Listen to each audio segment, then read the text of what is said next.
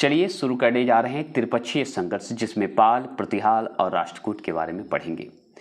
मैंने दक्षिण भारत का राजवंश खत्म कर दिए, पल्लव चोल वंश जो इंपॉर्टेंट क्वेश्चन बन सकते हैं वीवीआई क्वेश्चन, वो मैंने डाल दिया वीडियो।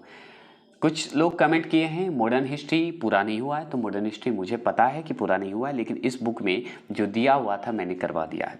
अब बचा है मराठा सिख युद्ध, जो है सिख युद्ध जो हुआ है वो भी करवा दूंगा। मराठा और सिख का जो स्टोरी है, अंग्रेजों के साथ जो लड़ाई हुई उसकी बता दूंगा। मुगल का विघटन जो होता है उससे सवाल बहुत ज़्यादा पूछता है। मुगल का अंतिम जो समय आया था उस समय क्या क्या हुआ था मुगल के साथ, तो वो भी मैं करवा दूंगा। चलिए, तो आज हम पढ़ने जा रहे हैं त्रिपक्षीय संघर्ष, जिसमें पाल, प्रतिहार और राष्ट्रकूट है। सबसे पहले हम पढ़ेंगे प्रतिहार, और ये इंपॉर्टेंट है, इससे क्वेश्चन बनते हैं, आप खुद देख सकते हैं, पलट लीजिए जितना भी प्रीवियस ईयर पलटना है। चलिए, तो पहला क्वेश्चन से शुरू करते हैं। चंद्रबरदाई के पृथ्वीराज रासो, जो पृथ्वीराज चौहान है उन्हीं को कहते हैं पृथ्वीराज रासो के अनुसार परमार, प्रतिहार, चालुक्य तथा चौहान किससे उत्पन्न हुए थे? तो अग्निकुंड से उत्पन्न हुए थे। तो चंद्रबरदाई जो हैं, चंद्रबरदाई के जो पृथ्वी रासो के अनुसार अगर बात करें तो परमार थे, प्रतिहार थे, चालुक्य थे और चौहान, ये सब उत्पन्न कहाँ से हुए हैं? अग्निकुंड से। ये आपसे डायरेक्ट सवाल पूछेगा। और सवाल क्या पूछेगा? किस पर स्वामित्व के लिए पाल, प्रतिहार, राष्ट्रकूट के बीच त्रिपक्षीय संघर्ष हुआ? तो कन्नौज पे हुआ। ठीक है, एक बात बोलना भूल गया मैंने। बहुत अच्छा लगता है आप जब कमेंट करते हैं, आप मेरे वीडियो को शेयर करते हैं, और बहुत अच्छा लगता है कि मेरे वीडियो को रिव्यू आप देते हैं अच्छे और बुरे में। Thank you. और बहुत अच्छा लगता है जितने भी सब्सक्राइबर उनके लिए दिल से हम थैंक यू बोलते हैं, क्योंकि मैंने बोला था ना, आप मेरे लिए भगवान, देवता, देवी सब हैं। तो ये सच में दिल से मैंने बोला है। तो ये तो पढ़ लिए कि अग्निकुंड से निकले थे प्रतिहार लोग। ठीक है, किस पर स्वामित्व के लिए पाल, प्रतिहार और राष्ट्रकूट के बीच जो है त्रिपक्षीय संघर्ष हुआ था? तो कन्नौज।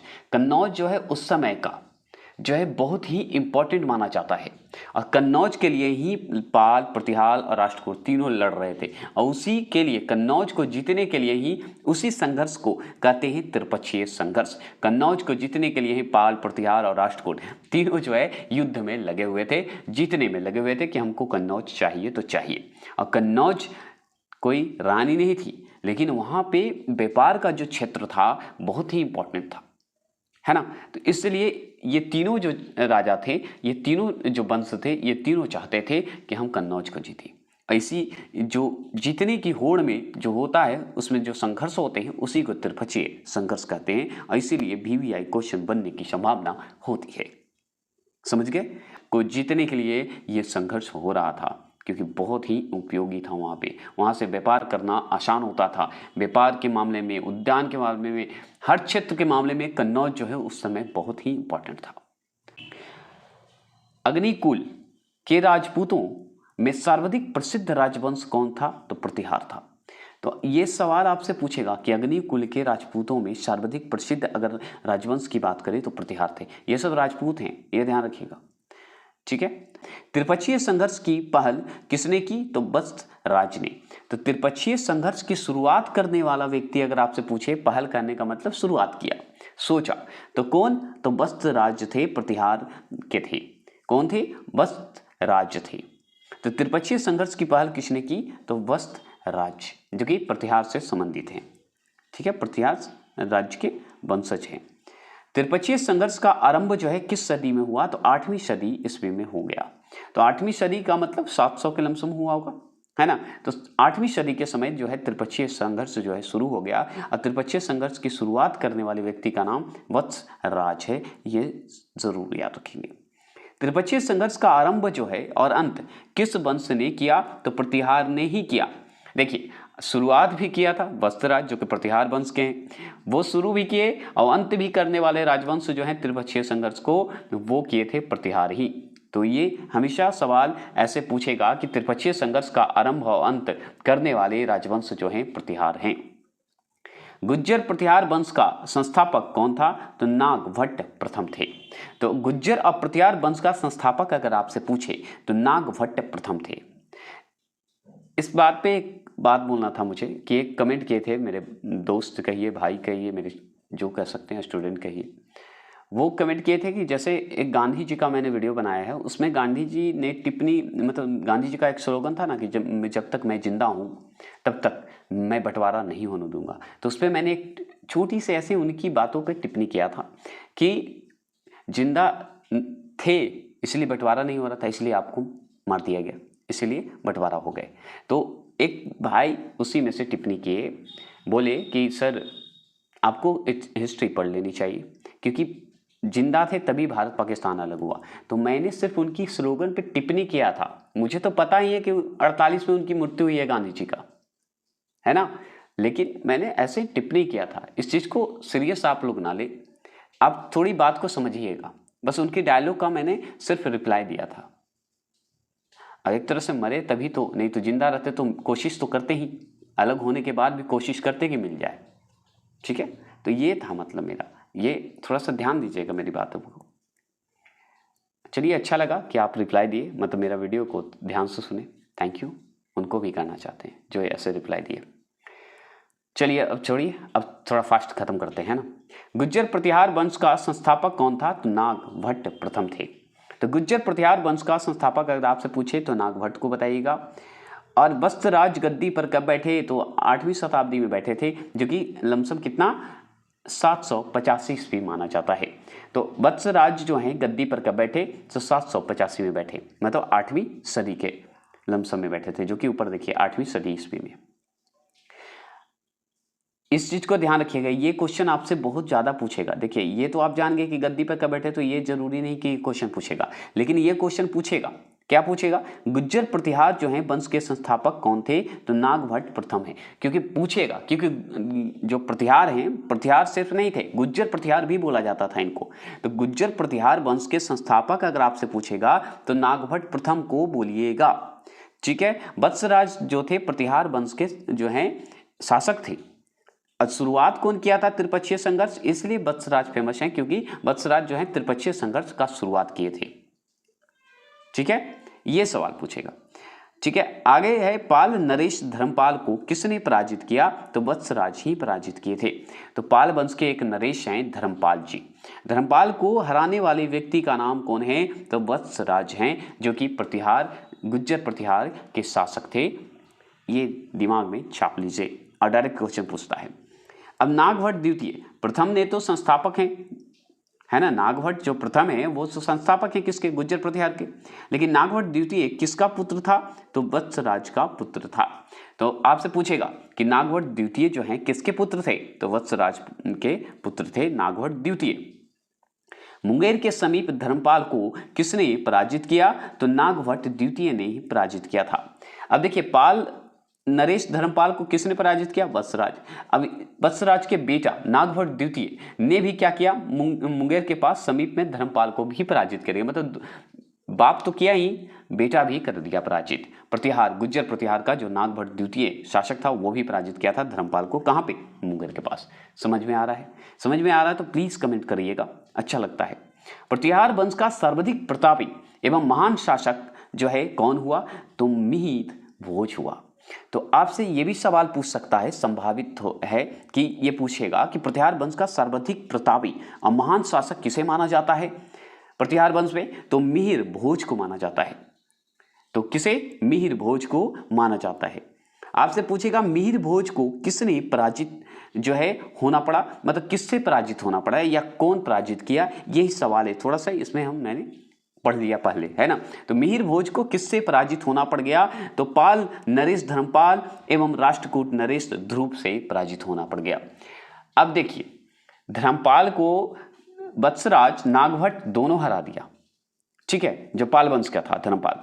लेकिन सोचिए, जो प्रतापी राजा कहलाता था मिहिर भोज, जो प्रतिहार वंश का जो शासक था मिहिर भोज, ये बहुत प्रतापी कहलाया, महान कहलाया। लेकिन इसे हराया कौन? जो धर्मपाल खुद 2 बार हार गया था। लेकिन धर्मपाल अकेले नहीं था, पाल वंश के जो नरेश धर्मपाल हैं और राष्ट्रकूट के नरेश ध्रुव दोनों मिलकर हराए थे मिहिर भोज को। अकेला रहता तो धर्मपाल फिर से हार जाता, 2 बार तो हारा ही था प्रतिहार वंश से। प्रतिहार वंश के राजा से, जिसमें वत्सराज हराया और वत्सराज का पुत्र नागभट्ट हराया था, नागभट्ट द्वितीय हराया था। समझ गए? तो मिहिर भोज को हारना पड़ गया, कैसे पराजित हुआ, तो इसका कारण बताएगा, तो बताइएगा पाल नरेश धर्मपाल और राष्ट्रकूट नरेश ध्रुव मिलकर दोनों हराए थे मिहिर भोज को। नहीं तो प्रतापी और महान तो था ही, अकेले अकेले आता तो मिहिर भोज जीतने नहीं देता। ये छाप लीजिए। अरबी यात्री सुलेमान किसके शासनकाल में भारत आया? तो अरबी जो यात्री सुलेमान है किसके शासनकाल में भारत आया, ये पूछेगा तो आप बता दीजिएगा मिहिर भोज, क्योंकि मिहिर भोज के समय ही मिहिर भोज जो है प्रतिहार वंश का जो है शासक था, जो कि बहुत ही प्रतापी और महान था, लेकिन बेचारे पराजित हो गए थे। किससे हुए थे? तो पाल नरेश धर्मपाल और राष्ट्रकूट नरेश ध्रुव से पराजित हो गए थे। ठीक है, लेकिन आपका क्या पढ़े कि अरबी यात्री जो है सुलेमान किसके शासनकाल में आया, तो मिहिर भोज के शासनकाल में आया। तो मैं सब ढंग से बता दिया, किस ढंग से क्वेश्चन आएंगे, क्या होगा, सारा मैं बता दिया मिहिर भोज से। अब चलते हैं। उपाधि का तो उस समय बहुत ही चल रहा था। आप सबसे ज्यादा साउथ इंडिया में उपाधि धारण हुआ है, और भी राज्य में हुए हैं और भी वंश किए हैं, लेकिन सबसे ज्यादा देखा जाए तो दक्षिण भारत में किया गया। एक उपाधि 4 उपाधि ले रहा है, एक राजा 4 उपाधि 5 उपाधि लेता है। इसमें पढ़ेंगे तो मिहिर भोज ने किसकी उपाधि धारण की थी? तो देखिए, मिहिर भोज भी उपाधि धारण किए। तो क्या उपाधि धारण किए? तो आदि वराह की उपाधि धारण किए। तो आदि वराह की उपाधि धारण करने वाला प्रतिहार वंश का राजा कौन है? तो मिहिर भोज है। ऐसे ही सवाल पूछेगा। अगर ये भी पूछ सकता है आदि बहार जो है मिहिर भोज जो है उपाधि धारण किया था, किस वंश से संबंधित है? तो प्रतिहार वंश से संबंधित है। ये तो देखिए, मिहिर भोज ने अपनी राजधानी कहाँ बनाई? तो कन्नौज को बना लिया। ये जरूर याद रखिएगा। आपसे और पूछेगा प्रतिहार साम्राज्य का विस्तार, गुज्जर प्रतिहार ऐसे बोलते हैं, ठीक है, जिसमें प्रतिहार शब्द का इस्तेमाल करेंगे हम ज्यादातर। तो प्रतिहार जो है साम्राज्य का विस्तार मगध एवं उत्तरी बंगाल तक किसने फैलाया? तो महेंद्र पाल ने फैलाया था। तो महेंद्र पाल ने क्या किया कि मगध और उत्तरी बंगाल का विस्तार किया था। और भी सवाल क्या बनेगा? महेंद्र पाल के गुरु कौन थे? तो राजा राजशेखर थे। तो महेंद्र पाल के गुरु पूछा जाएगा, टीचर पूछा जाएगा, तो क्या बताइएगा? राजशेखर को बताइएगा। अब प्रतिहार साम्राज्य का विस्तार भी मगध और उत्तर बंगाल में कौन किया? महेंद्र पाल ही किया। और गुरु अगर महेंद्र पाल का पूछते तो राजशेखर। और आपसे ये पूछ देगा कि महेंद्र पाल जो है किस वंश से संबंधित हैं, तो याद रखिएगा प्रतिहार वंश से संबंधित है। ये सवाल आपसे डायरेक्ट पूछ सकता है। अब राजशेखर जो गुरु थे महेंद्र पाल के, अब गुरु हैं, टीचर हैं, तो कुछ तो लिखे होंगे, कुछ तो रचना किए होंगे, कुछ तो मतलब कविता लिखे होंगे, कुछ किताब पुस्तक कुछ तो लिखे होंगे, कुछ कृति लिखे होंगे। तो हाँ, लिखे हैं। काव्य मीमांसा और कपूर मंजरी जो है इनकी प्रसिद्ध कृति थी। किनकी? राजशेखर की। राजशेखर क्या थे? महेंद्र पाल के गुरु थे। ठीक है, तो काव्य मीमांसा जो लिखा गया है राजशेखर द्वारा लिखा गया है। कपूर मंजरी जो लिखा गया है वो भी राजशेखर द्वारा लिखा गया है। और राजशेखर किस वंश के शासनकाल में थे? तो प्रतिहार वंश के शासनकाल में थे। और किसके गुरु थे? तो महेंद्र पाल के गुरु थे। सॉरी, धर्मपाल नहीं, महेंद्र पाल के गुरु थे। महेंद्र पाल के बाद कौन शासक बना? तो महिपाल बन गया था। तो महेंद्र अगर पूछ दे आपसे महेंद्र पाल के बाद कौन शासक बना, तो महिपाल बन गया। और प्रतिहार वंश का अंतिम राजा पूछता है, यशपाल बताएंगे। तो प्रतिहार वंश का, गुज्जर प्रतिहार का वंश का अंतिम राजा कौन? तो यशपाल है। बगदाद निवासी अल मुशीद किसके समय में भारत आया? तो महिपाल के समय में ही आया था। तो बगदाद के निवासी अल मुशीद जो है किसके समय में भारत आया? किस वंश के समय में आया था? तो गुज्जर प्रतिहार के समय में आया था। और याद रखिएगा कौन उस समय का शासक था गुज्जर प्रतिहार का? तो महिपाल था। तो राष्ट्रकूट को अब देखेंगे, प्रतिहार को देख लिए, राष्ट्रकूट को देखेंगे। अचानक बारिश हो रही है, आवाज़ जो बैकग्राउंड में आएगा थोड़ा बारिश का आवाज़ है, वो छत से गिरता रहता है, तो वो आवाज़ रिकॉर्ड होगा, तो बंद नहीं हो सकता वो, ये ध्यान रखिएगा। तो उस आवाज़ को थोड़ा सुन सकते हैं, सुनते रहिएगा। तो चलिए राष्ट्रकूट राजवंश को ख़त्म करते हैं, क्योंकि प्रतिहार वंश गुज्जर प्रतिहार तो ख़त्म कर दिए, जिसमें त्रिपक्षीय संघर्ष में प्रतिहार का क्वेश्चन लगभग जितना आ सकता है वो हो गया है। अब राष्ट्रकूट का जो सवाल बन सकता है, उसके बाद पाल वंश का, इसके बाद त्रिपक्षीय संघर्ष खत्म होंगे। फिर लगातार आपको उत्तर भारत के जो राजपूत और हैं उनके बारे में पढ़ेंगे, राजपूत राजवंश का। और फिर एक मराठा और सिख जो हैं अंग्रेज से लड़े थे उसके बारे में चलेंगे, और मुगल का विघटन कैसे हुआ वो, क्योंकि इस सब जो है इम्पोर्टेंट है। और बुद्ध, महावीर, ये सब तो आप बहुत बार पढ़े होंगे। अगर चाहते हैं कि हम वीडियो बनाएं तो कमेंट बॉक्स में जरूर करिएगा। और साइंस का जल्द आ जाएगा, बस 2 दिन मुझे टाइम दीजिए। तो चलिए शुरू करते हैं। तो राष्ट्रकूट वंश की स्थापना कब की गई? तो 752 में किया गया। तो 752 में किया गया। यही पूछता है कि मतलब 752 में मतलब लगभग 8वीं शताब्दी ये भी है, 8वीं सदी में के लमसम ये भी माना जाता है। तो राष्ट्रकूट वंश की स्थापना कब हुआ? 752 में। ठीक है, ये सवाल नहीं पूछेगा कि कब आया। हाँ, ये पूछेगा कि राष्ट्रकूट वंश का संस्थापक कौन था? तो दंती दुर्ग को मानते हैं। तो राष्ट्रकूट वंश का संस्थापक पूछेगा, दंती दुर्ग बताइएगा। जैसे प्रतिहार वंश का संस्थापक माना जाता है कौन? नागभट्ट प्रथम माने जाते हैं, उसी तरह राष्ट्रकूट वंश के संस्थापक माना जाता है दंती दुर्ग। अब दंती दुर्ग ने अपनी राजधानी कहाँ बनाया? मतलब राष्ट्रकूट वंश का राजधानी कहाँ था? तो मान्याखेत, जो मालखंड भी कहते हैं। मान्याखेत या मालखंड, दोनों में से कोई ऑप्शन आएगा, वही आंसर लगाइएगा कि राष्ट्रकूट का राजधानी है मान्याखेत। और कौन बनवाया था? तो दंती दुर्ग राजधानी बनाया था। तो ये भी सवाल पूछता है आपसे। लेकिन प्रतिहार का राजधानी कहाँ बनाया था और मिहिर भोज कहाँ बनाया था? तो कन्नौज को अपना राजधानी बनाया था, क्योंकि वही कन्नौज को जीता था। दंती दुर्ग ने कहाँ हिरण्यगर्भ दान किया? तो उज्जैनी में किया। तो दंती दुर्ग ने, जो राष्ट्रकूट का संस्थापक है, वो क्या किया? हिरण्यगर्भ दान किया, तो उज्जैनी में दान किया। दंती दुर्ग ने कौन कौन सी उपाधि धारण की? जैसे प्रतिहार में पढ़े थे आप कि मिहिर भोज उपाधि धारा था, उसी तरह इसमें दंती दुर्ग ने उपाधि धारण किया है। तो उपाधि धारण किया है महाधिराज का, परमेश्वर और परम भट्टारक। परम याद रखिए, परम भट्टारक तोड़ दीजिए। अगर कोई शब्द को लगता है समझ में नहीं आता, तोड़ लीजिए, आपको कभी भूलिएगा नहीं। एक और ट्राई करके आप देख सकते हैं। तो दंती दुर्ग जो है उपाधि धारण किया, जो कि राष्ट्रकूट वंश का था। तो ये भी सवाल पूछता है कि उपाधि जो धारण किया, कौन कौन सा उपाधि धारण किया? तो महाधिराज का उपाधि तो हम जान गए, परमेश्वर का भी उपाधि जान गए, एक और उपाधि है परम भट्टाकर उपाधि धरा है दंती दुर्ग ने, ये जरूर ध्यान रखिएगा। दंती दुर्ग का उत्तराधिकारी कौन हुआ? तो कृष्ण प्रथम हुए। तो दंती दुर्ग का अगर उत्तराधिकारी आपसे पूछेगा तो कृष्ण प्रथम को बताइएगा। एलौर का विख्यात जो है गुहा मंदिर किसने बनवाया? तो कृष्ण प्रथम ने ही बनाया था, जो कि राष्ट्रकूट वंश से संबंधित है। तो ये भी सवाल बनने की संभावना होता है। अब संभावना क्या है, बनता है क्वेश्चन कि एलौर का जो विख्यात गुहा मंदिर है किस वंश ने बनवाया था? तो राष्ट्रकूट राजवंश ने बनवाया था। राष्ट्रकूट वंश का कौन राजा बनवाया था? तो कृष्ण प्रथम ने बनवाया था, जो कि दंती दुर्ग का उत्तराधिकारी माना जाता है। मतलब दंती दुर्ग का उत्तराधिकारी है।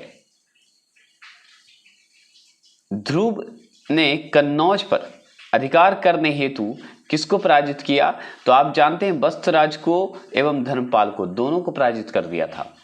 जैसे वस्त्र राज्य जो है धर्मपाल को हरा दिया था, जो कि वस्त्र राज किससे संबंधित है? प्रतिहार वंश से है। और धर्मपाल जो है किससे है? पाल वंश। तो सोचिए कि प्रतिहार और पाल वंश दोनों को हराने वाला व्यक्ति कौन है? ध्रुव, जो कि कन्नौज पर अधिकार करने के लिए ये पराजित कर दिया था। और सवाल बनता है कि महिर भोज को हराने के लिए क्या हुआ? धर्मपाल मिल गया था ध्रुव से। तो बोला जाता है कि राष्ट्रकूट वंश का जो ध्रुव है और पाल वंश का धर्मपाल है, ये दोनों मिलकर किसे हराए थे? तो प्रतिहार का राजा महिर भोज को हराए थे। अकेले महिर भोज नहीं हारा था, ये ध्यान रखिएगा। ठीक है, ऐसे जितना भी क्वेश्चन घुमाए आपको सामने आए तो आप टिक लगा के आए। मैं कोशिश में यही लगा हूँ। अब सवाल बनता है कि ध्रुव को किस उपनाम से भी जाना जाता है, तो धारावर्ष के नाम से जानते हैं। तो ध्रुव जो है का अगर पूछेगा कि उपनाम क्या है, एक और नाम क्या है, तो आप बताइएगा धारावर्ष बता दीजिएगा। ध्रुव का उत्तराधिकारी कौन है, तो ध्रुव का उत्तराधिकारी गोविंद तृतीय है। तो ये सवाल नहीं बनने की संभावना है, लेकिन अगर पूछ दे तो आप दिक्कत ना हो। गोविंद तृतीय ने किस युद्ध में धर्मपाल प्रतिहार नरेश नागभट्ट द्वितीय को पराजित कर जो है कन्नौज पर अधिकार कर लिया, तो चक्र युद्ध। तो अब देखिए ये क्वेश्चन बनने की संभावना है कि नहीं। ध्रुव ने क्या किया, ध्रुव ने तो वस्त्रराज और धर्मपाल दोनों को हरा दिया था। अब पूछेगा कि गोविंद तृतीय जो उत्तराधिकारी है ध्रुव का, वो क्या किया कि धर्मपाल को तो फिर से हराया, मतलब पाल वंश के धर्मपाल को इतना हारना पड़ा है हर जगह से, तो इसको तो याद कर लीजिए। तो धर्मपाल को तो हराया, प्रतिहार का नरेश जो भट्ट है द्वितीय, जो कि किसे हराया था, धर्मपाल को हराया था। ये नरेश भट्ट द्वितीय जो है धर्मपाल को हराया था। ये दोनों अपने में लड़ रहे थे, लेकिन उसमें गोविंद तृतीय जो राष्ट्रकूट वंश का था, वो क्या किया कि धर्मपाल और प्रतिहार के नरेश नागभट्ट द्वितीय को पराजित कर क्या किया, कन्नौज पर अधिकार कर लिया। और उस जो युद्ध हुआ उस बीच का, उस युद्ध का नाम है चक्रायुद्ध। क्या नाम है, उसी युद्ध का नाम है चक्रायुद्ध। ठीक है, और त्रिपक्षीय युद्ध हो ही रहा है, देख रहे हैं। गोविंद मतलब राष्ट्रकूट वंश एक तरफ लड़ रहा है, धर्मपाल पाल वंश एक तरफ लड़ रहा है, और प्रतिहार नरेश भट्ट एक तरफ लड़ रहा है। तो दोनों एक दूसरे से मतलब एक दूसरे से लड़ रहे हैं, और इसी को त्रिपक्षीय संघर्ष, क्योंकि तीन ही वंश जो है साथ में थे, कन्नौज के लिए सिर्फ लड़ रहे थे। गोविंद तृतीय के बाद राजगद्दी पर कौन बैठा, तो अमोघ वर्ष बैठा, जो कि 814 ईस्वी में बैठा था। ठीक है, तो गोविंद तृतीय के बाद राजगद्दी पर कौन बैठा, अमोघ वर्ष बैठा।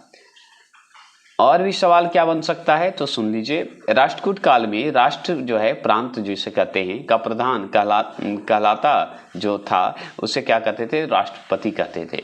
तो राष्ट्रकूट काल में राष्ट्र मतलब प्रांत का प्रधान अगर कोई है, तो वो राष्ट्रपति कहलाएंगे।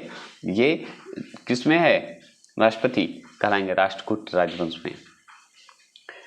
अमोघ वर्ष ने किसकी रचना की, तो कविराज मार्ग की।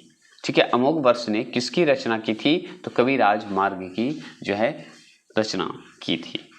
यही सवाल हूबहू पूछता है, राष्ट्रकूट से इंपॉर्टेंट क्वेश्चन बनते हैं, इसलिए जरूरी है, ध्यान रखिएगा। इस क्वेश्चन को ध्यान रखेंगे तो इस क्वेश्चन में देखिएगा, अल मसूदी किस शासक के समय भारत आया था, तो इंद्र तृतीय के जो है समय भारत आया था। एलोरा के कैलाश मंदिर का निर्माण किसने जो है करवाया, तो कृष्ण प्रथम ने।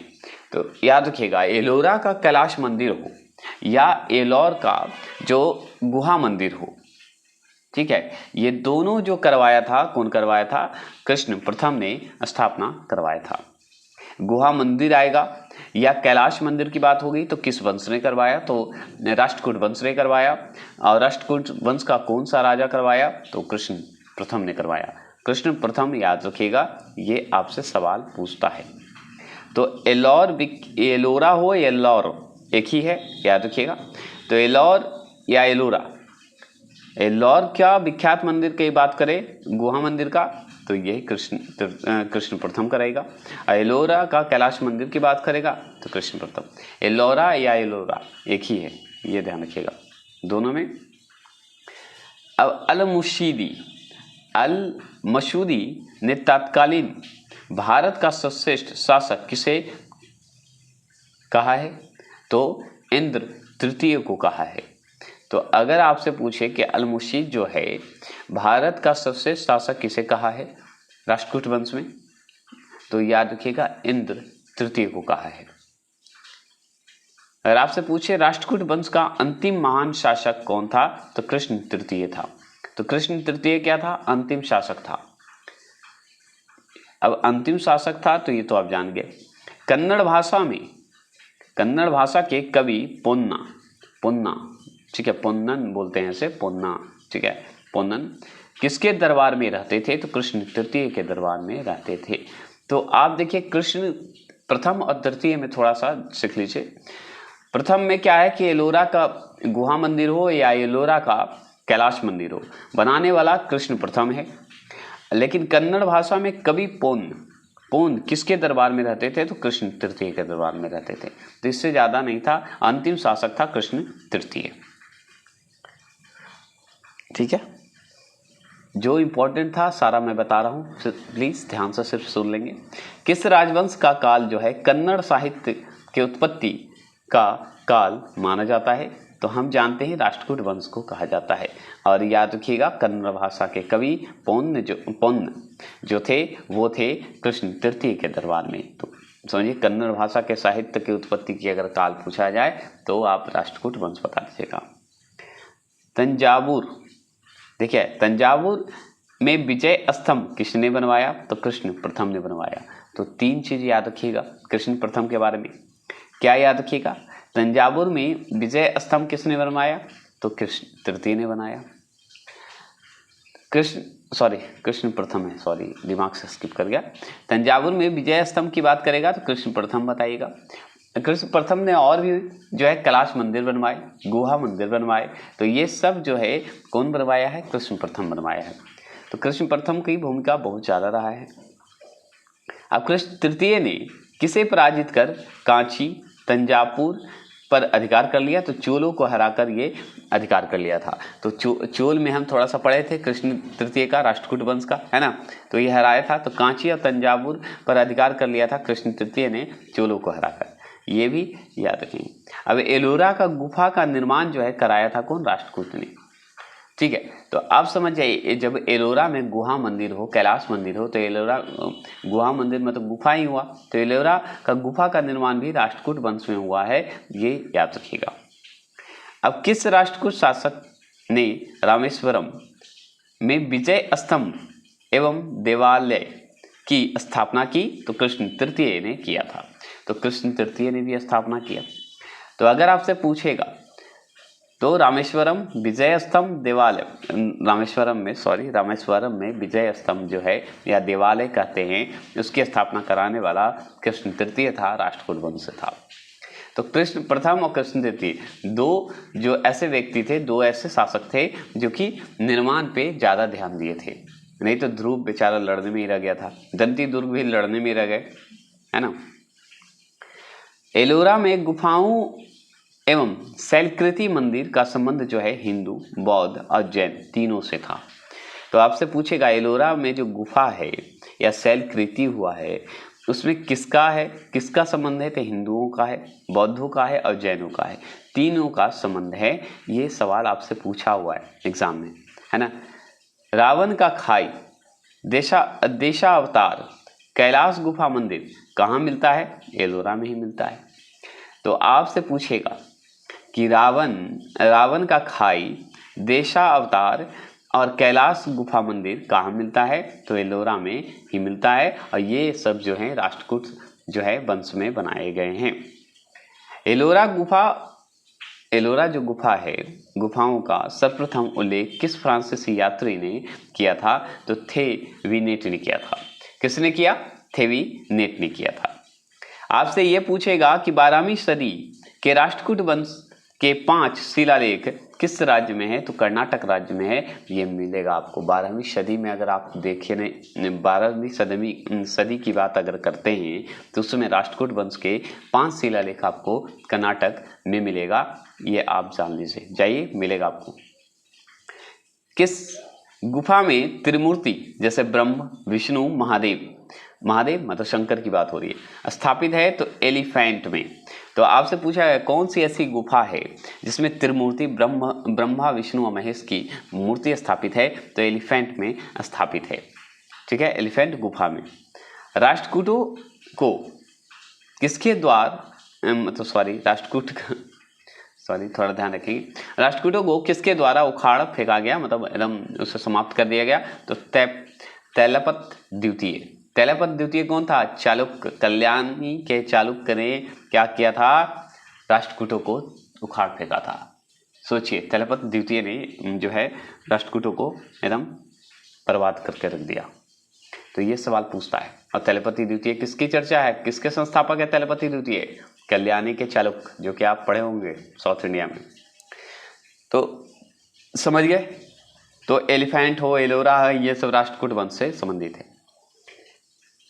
अब सवाल बनता है पाल वंश। बाहरी आवाज थोड़े ज्यादा आएंगे इसलिए क्योंकि बारिश का मौसम है और छत से जो पानी गिरता है कुछ ज्यादा ही आवाज आता है, तो ये इसको बंद करने का कोई ऑप्शन नहीं है मेरे पास। नल होते तो बंद कर देते, तो थोड़ा सा मैनेज करिएगा। पाल वंश की अगर बात करें, बादल भी जोर से गरज रहा है। पाल वंश की बात करते हैं। प्रतिहार, राष्ट्रकूट, राजवंश तो पढ़ लिए, अब पाल वंश से जो सवाल बनने की संभावना है वो भी हम पढ़ेंगे। पाल वंश ये सब जो है उत्तरी क्षेत्र के लोग हैं, ठीक है, ये जरूर ध्यान रखिएगा। तो पाल वंश का संस्थापक जो है कौन था, तो गोपाल है, ठीक है। तो पाल वंश का संस्थापक कौन है, गोपाल है। अब पाल वंश की स्थापना कब की गई, तो 750 में किया गया। अब दोनों को याद कर सकते हैं लगभग। देखिए 8वीं सदी में सभी को किया गया है, 8वीं सदी में लमसम सभी प्रतिहार, राष्ट्रकूट, पाल वंश सब आते हैं, जिसमें 750 में जो है पाल वंश की स्थापना हुई। तो डेट पूछ दे तो ठीक है, नहीं तो कोई बात नहीं। गोपाल जो है किस धर्म का अनुयायी था, तो बौद्ध धर्म का अनुयायी था। तो पाल वंश का जो शासक है, जो संस्थापक है पाल वंश का, गोपाल, वो किस धर्म का अनुयायी था, तो बौद्ध धर्म का अनुयायी माना जाता है। गोपाल का उत्तराधिकारी कौन हुआ, तो उसका पुत्र धर्मपाल हुआ, जो कि बहुत बार हारा है। प्रतिहार से हारा, प्रतिहार के 2 राजाओं से हारा है, राष्ट्रकूट के राजाओं से हारा है। तो बेचारा धर्मपाल के साथ तो अत्याचार होते रहा है, कोई दिक्कत नहीं है। लेकिन गोपाल का उत्तराधिकारी अगर पूछे तो आप बताइएगा उसका पुत्र धर्मपाल है, जो कि पाल वंश से संबंधित है, पाल वंश का शासक है। अब धर्मपाल को किसने पराजित किया, तो नागभट्ट द्वितीय तो किया ही, राष्ट्रकूट नरेश ध्रुव ने किया। इसमें वत्सराज को हटा दिया है, वत्सराज भी इसको हराया था, याद रखिएगा। तो राष्ट्रकूट नरेश ध्रुव तो हराए थे, और धर्मपाल को और कौन हराया था, ध्रुव तो हराया, और कोई हराया था बताइएगा, हरा सकते हैं। गोविंद तृतीय ने भी हराया है, ये भी ध्यान रखिएगा, जो कि राष्ट्रकूट से संबंधित है, समझ गए। तो ये भी याद रखिएगा। तो ये 2 प्रतिहार व्यक्ति से मतलब प्रतिहार राजवंश से हारा है, और 2 बार जो राष्ट्रकूट के राजवंश से हारा है धर्मपाल, ये ध्यान रखिएगा। ये पूछेगा आपसे तो कंफ्यूज मत होइएगा। उत्तरापथ स्वामिनी धर्मपाल को किसने कहा, तो याद रखिएगा सोढ़ल कवि ने कहा। कौन कहे, सोढ़ल कवि ने कहे। तो सोढ़ल कवि ने, ऐसे आधा ये है, आधा लिखा हुआ है, आधा अ लिखा हुआ है, सोढ़ल कवि ने कहते, क्या कहते, उत्तरापथ स्वामिनी कहने वाले जो व्यक्ति हैं, कवि हैं, सोढ़ल जी हैं, जो कि किसे कहे थे, पाल वंश के शासक धर्मपाल को। धर्मपाल किस धर्म का अनुयायी था, तो बौद्ध धर्म का अनुयायी था। तो बौद्ध धर्म का अनुयायी कौन था, धर्मपाल था। ये आपको शुरू में ही आप पढ़े थे। विक्रमशिला विश्वविद्यालय की स्थापना की अगर बात करें किसने किया, तो धर्मपाल ने किया। अब देखिए पाल वंश, जो कि विक्रमशिला विश्वविद्यालय जो हम पढ़ते हैं, जो कि कहाँ है, बिहार में हम पढ़ते हैं, है ना, विक्रमशिला, जो कि भागलपुर क्षेत्र में बताया जाता है, और अभी भी है, जाइए घूमिए मिलेगा। तो विक्रमशिला विश्वविद्यालय की अगर स्थापना की बात करें ना, तो धर्मपाल के आते हैं, जो कि पाल वंश का शासक है। तो पूछता है कि विक्रमशिला विश्वविद्यालय जो है किस वंश में बनाए गए, तो ये बनाए गए थे पाल वंश में। और पाल वंश में कौन शासक बनाया, तो धर्मपाल बनाया। सोमपुर महाविहार का निर्माण जो है किसने कराया था, तो धर्मपाल ने कराया। तो आपसे पूछेगा सोमपुर महाविहार और विक्रमशिला विश्वविद्यालय की स्थापना करने वाला पाल वंश का शासक धर्मपाल था, ये जरूर ध्यान रखिएगा। धर्मपाल का उत्तराधिकारी कौन था, तो देवपाल था। तो उत्तराधिकारी बात करेगा धर्मपाल का, तो देवपाल को याद रखिएगा। अगर पूछेगा किसने देवपाल को भारत का सबसे शक्तिशाली शासक बताया, तो अरब यात्री सुलेमान ने बताया। तो अरब यात्री एक सुलेमान है, वो बताया कि देवपाल जो है पाल वंश का सबसे शक्तिशाली जो है शासक, मतलब सबसे शक्तिशाली शासक है। देवपाल ने अपनी राजधानी कहाँ बनाई, तो मुंगेर को बनाया, जो कि हमारा कहाँ पड़ता है, बिहार में पड़ता है, समझ गए। तो देवपाल ने अपनी राजधानी कहाँ बनाई, तो मुंगेर में बनाई। देखिए जैसे मैंने बोला उत्तरी क्षेत्र की बात करें राजपूत की, तो ये नहीं कि उत्तरी क्षेत्र में ही ले लीजिए, राजाओं अलग अलग क्षेत्र के अलग अलग थे, पूर्वी क्षेत्र में भी थे, उत्तरी क्षेत्र में भी थे, दक्षिण क्षेत्र का तो पढ़ ही लिए। तो इस तरह का बनाया हुआ है, पश्चिमी क्षेत्र के भी थे। तो ये सारे हैं इसमें ये नहीं बताया कि किधर कौन से क्षेत्र में है और किसे, जो जैसे दक्षिण क्षेत्र का बताया हुआ है ऐसा इसमें नहीं बताया हुआ है। तो जहाँ पे जो क्वेश्चन आएगा वो हम बता देंगे, तो बात को समझने की कोशिश करिएगा। पूछेगा देवपाल ने अपनी राजधानी कहाँ बनाई, तो मुंगेर में बनाई। ये जरूर ध्यान रखिएगा, देवपाल ने अपनी राजधानी कर दिया था मुंगेर। अब इस सवाल को तो बहुत बार आप पढ़े होंगे। उदंतीपुरी जो बिहार के जो है, बिहार को कहते हैं उदंतीपुरी। आगे सवाल तो आगे समझ लीजिए, उदंतीपुरी बिहार को ही कहते हैं, ठीक है, ये याद रखिएगा। पूछता है कि उदंतीपुरी किसे कहा जाता था, तो बिहार को। अब इस चीज को देखिए, उदंतीपुरी बिहार के प्रसिद्ध बौद्ध मठ का निर्माण किसने करवाया, तो देवपाल करवाया था। तो उदंतीपुरी के प्रसिद्ध बौद्ध मठ का निर्माण करवाया कौन, देवपाल ने। इसीलिए बिहार में जो उदंतीपुरी है, जिसे बिहार जो कहते हैं उसे उदंतीपुरी भी कहा जाता था, ठीक है। तो बिहार का एक और नाम क्या था, उदंतीपुरी। उसमें क्या हुआ कि प्रसिद्ध बौद्ध मठों का निर्माण करवाया था देवपाल, पाल वंश का। उदंतीपुरी विश्वविद्यालय के संस्थापक कौन है, तो गोपाल। तो उदंतीपुरी विश्वविद्यालय भी है, जैसे विक्रमशिला का धर्मपाल करवाया, उसी तरह उदंतीपुरी विश्वविद्यालय के संस्थापक गोपाल को माना जाता है। और गोपाल कौन था बता सकते हैं, तो गोपाल हमारा पाल वंश का संस्थापक था। आपसे पूछेगा पाल वंश की खोई हुई शक्ति को किसने पुनर्जीवित किया, तो महिपाल प्रथम ने किया। ये भी सवाल आपसे पूछता है। तो अगर पाल वंश की खोई हुई शक्ति महिपाल ने क्या किया था, महिपाल प्रथम ने क्या किया, वापस किया। पाल वंश का द्वितीय संस्थापक अगर माना जाता है तो महिपाल प्रथम को ही माना जाता है द्वितीय संस्थापक। पाल वंश के पतन के बाद कौन वंश सत्ता में आया, तो सेन वंश आ गया था सत्ता में, जो कि हम उत्तर भारत के जो शासक पढ़ेंगे राजपूत वंश, उसमें पढ़ेंगे इसे। बंगाल का प्राचीन नाम क्या था, गौड़। तो आपसे पूछेगा बिहार का उदंतीपुरी आप जान गए, तो बंगाल का प्राचीन नाम क्या था, गौड़ नाम था। क्या नाम था, गौड़। आपसे और पूछेगा पाल वंश का अंतिम शासक कौन था, तो मदन पाल था। और अरबी यात्री जो सुलेमान है, सुलेमान ने किस साम्राज्य को रूहमा कहकर संबोधित किया, तो पाल को किया था। तो पाल वंश को किया था रोहमा कहकर संबोधित किया था। तो किस साम्राज्य को, पाल को रोहमा कहकर संबोधित किया। तो आपके हो गए त्रिपक्षीय संघर्ष खत्म। तो याद रखिएगा, इसमें जितने भी सवाल आएंगे बहुत इंपॉर्टेंट होंगे और ये आपके लिए समझिए बहुत ज़्यादा एग्जाम के हिसाब से क्वेश्चन बनने की संभावना हो सकती है। तो इस चीज़ को देख सकते हैं। और ब्लैक बुक जो आज तक पूछे गए हैं एसएससी में एग्जाम में, वो सारा करवा दूंगा टॉपिक वाइज। और वो उसमें जितने भी अंग्रेजी शासक थे उससे जितने भी क्वेश्चन पूछे गए हैं वो भी करवा दूंगा, बस इस बुक को ख़त्म होने के बाद। बस आप सपोर्ट और सब्सक्राइब कीजिए। क्या मैं ब्लैक बुक लाऊं, इसका लाइक या कमेंट करके बताइए। चलिए आज के लिए इतना ही रखते हैं। जय हिंद, जय भारत।